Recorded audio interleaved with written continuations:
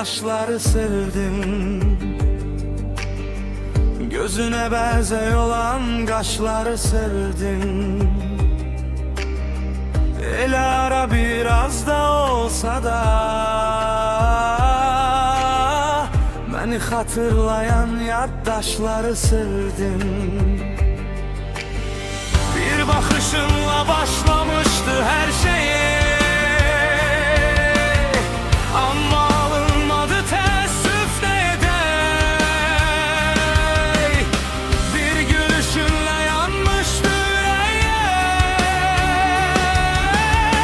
ama alavlanmadı teessüf ne edey.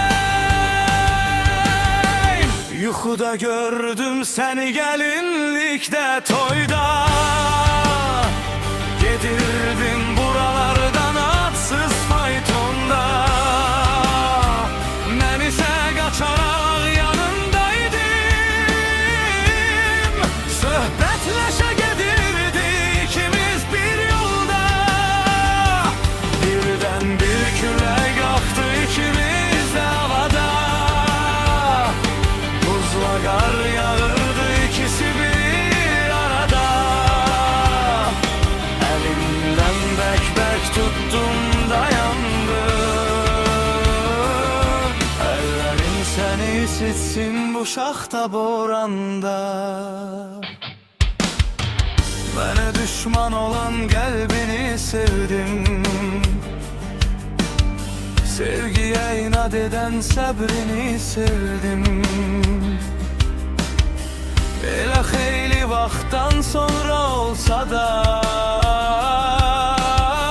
sonradan peşman olan seni sevdim. Bir bakışınla başlamıştı her şey, ama alınmadı teessüf ne edey. Bir gülüşünle yanmıştı yüreğe, ama alavlanmadı teessüf ne edey. Yuxuda gördüm seni gelinlikte, toyda gedirdim buralardan atsız faytonda.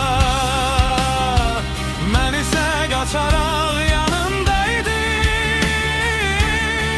Söhbetleşe gedirdi ikimiz bir yolda. Birden bir külək qalxdı ikimiz de havada. Buzla qar yağırdı ikisi bir arada.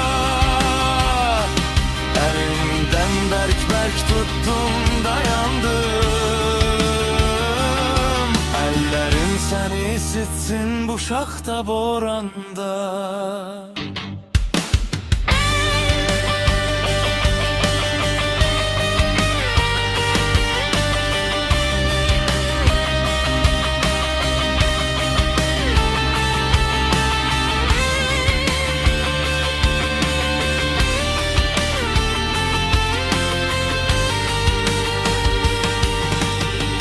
Yuxuda gördüm seni gelinlikte, toyda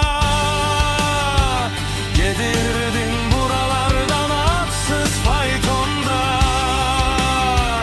Ben ise kaçarak yanındaydım.